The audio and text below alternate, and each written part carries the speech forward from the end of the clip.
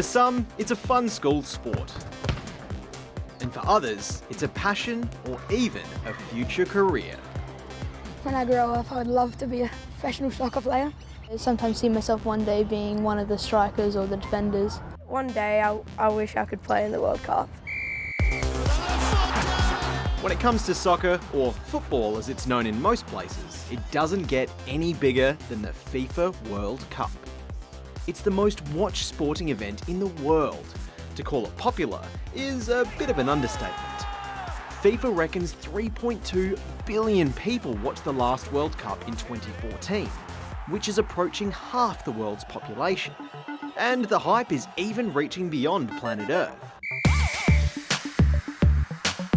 This match ball has spent the last few months floating around the International Space Station and entertaining these guys before coming back to Earth for the Cup's opening match. So, as you might have guessed, getting to host the World Cup is a pretty big deal. And this year, that honour goes to Russia, which appears to have President Vladimir Putin pretty excited. The magic will happen across 12 slick stadiums. But because Russia's such a big country, fans will be flying a long way between games. Still, tens of thousands of soccer fans are making the big journey to be part of the action. But not everyone's happy about this year's host country.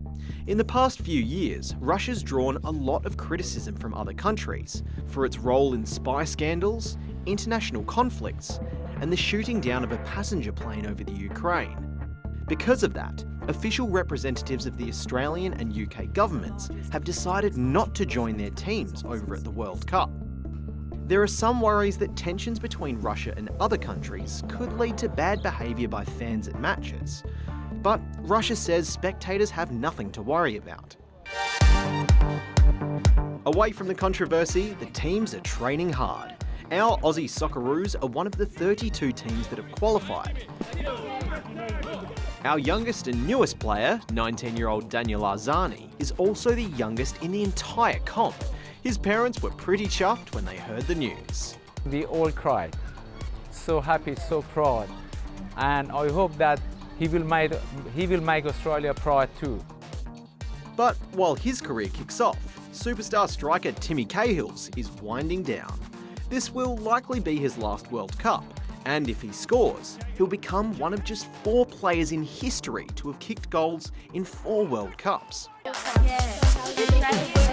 Of course, if you want to catch that live here in Australia, you'll have to give up a good night's sleep because of the time difference. The games will be on TV really late, or super early, but these die-hard fans aren't fazed. I plan on watching basically every game that Australia's in. Just have to wake up early in the morning and watch it before I get to school. Might record some games, but I'm going to be up watching heaps. Until the ref blows the starting whistle for Game 1, there's really only one more thing to say. Go Australia!